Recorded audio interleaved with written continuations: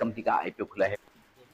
ओरकला India मसाले बनाने और बेचने वाली इस कंपनी का आईपीओ खुला है बाजार में, और जल्दी से मैं आपको बता दूं कि इस कंपनी के बारे में अच्छा क्या है। प्रोफेशनल और एक्सपीरियंस मैनेजमेंट है जो इस कंपनी को चला रहे हैं भारतीय लोग ही, लेकिन कंपनी की जो लीडरशिप है, जो कंपनी के प्रमोटर है, वो है विदेशी, नॉर्वे से। नॉर्वे का ग्रुप है ओरकला, और वो दुनिया भर में अपने कई सारे बिजनेस के लिए जाना माना जाता है। जहां तक इस कंपनी का सवाल है, भारत में मसाले बनाने और बेचने का काम करती है, और विशेषकर दक्षिण भारत में इनकी जो ब्रांड है बेहद मजबूत है, और वहां पर पूरी इनकी लीडरशिप है। दो बड़ी ब्रांड है, एमटीआर और ईस्टर्न। इसके अलावा अब तक का जो ट्रैक रिकॉर्ड है इस कंपनी का, वो ऑर्गेनिक और इनऑर्गेनिक दोनों ग्रोथ करा है, यानी कि एक्विजिशंस भी लगातार करते आए हैं। कंपनी को पीएलआई स्कीम का बेनिफिट भी लगातार मिल रहा है।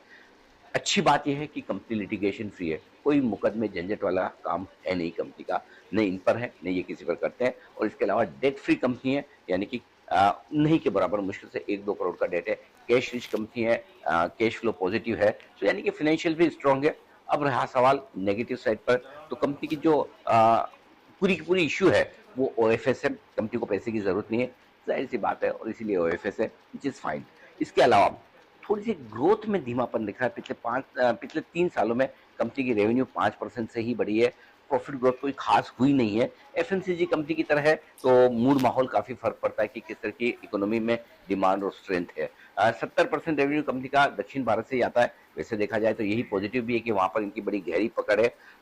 जहां तक बाकी चीजों का सवाल है, हल्के से कैश फ्लो नेगेटिव रहे हैं पहली तिमाही में, कोई खास चिंता की बात नहीं है। कैपेसिटी यूटिलाइजेशन ईस्टर्न को अक्वायर करने के बाद इनका कम है, 50% से नीचे है, जो शायद अब धीरे धीरे बढ़ता हुआ दिखे।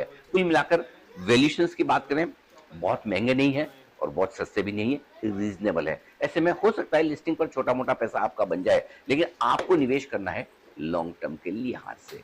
जी हाँ, लॉन्ग टर्म के लिहाज से इस आईपीओ में आप अपना पैसा लगाकर रख सकते हैं, और अगर आप शॉर्ट टर्म इन्वेस्टर हैं तो भी आप लिस्टिंग पे छोटे से गेन के लिहाज से सोचें। बड़े गेन आजकल के आईपीओ में बन नहीं रहे। तो ये है मेरी राय ओखला पे। बताइए, क्या आपको ओखला के प्रोडक्ट्स पसंद है या फिर ये शेयर? और अगर हो सकता है आपने प्रोडक्ट इस्तेमाल ना किया हो, तो क्या इस आईपीओ में आप पैसा लगाने के लिए तैयार? जल्दी से अपनी राय लिख